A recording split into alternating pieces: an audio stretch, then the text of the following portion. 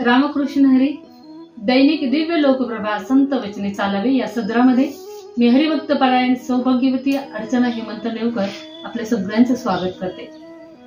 पवित्र पावन अशा या वारीच्या पर्वावर आज निरूपणाकरता सेना महाराजांचा अभंग घेतलेला आहे.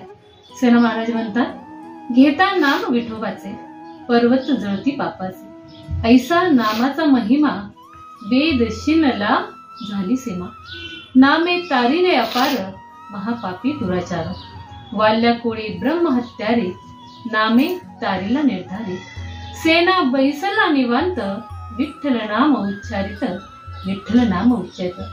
सेना महाराज सांगतात की नामाचा महिमा काय आहे, तर या विठुरायाचं जर नाव आपण घेतलं तर नुसतं पापच नाही हो, पापाचे पर्वतच्या पर्वत जाळण्याचं सामर्थ्य या नामामध्ये आहे.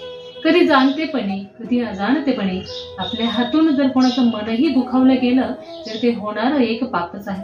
मग या पापातून निवृत्ती व्हावी म्हणून काय केलं पाहिजे, तर पुण्याची वाढ व्हावी याकरता काय केलं पाहिजे, तर नाम घेतलं पाहिजे. या नामाचा महिमा किती हो, या नामामुळं वेदांच्या देखील त्या ठिकाणी सीमा पार झाल्या. नामानं काय केलं, तर या नामानं महापाप्यांचा देखील त्या ठिकाणी उद्धार केला.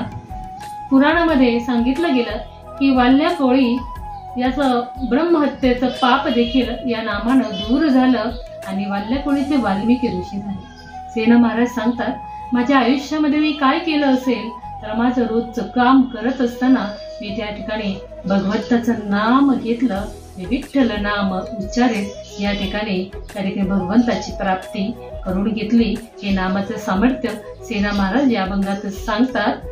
रामकृष्ण हरी.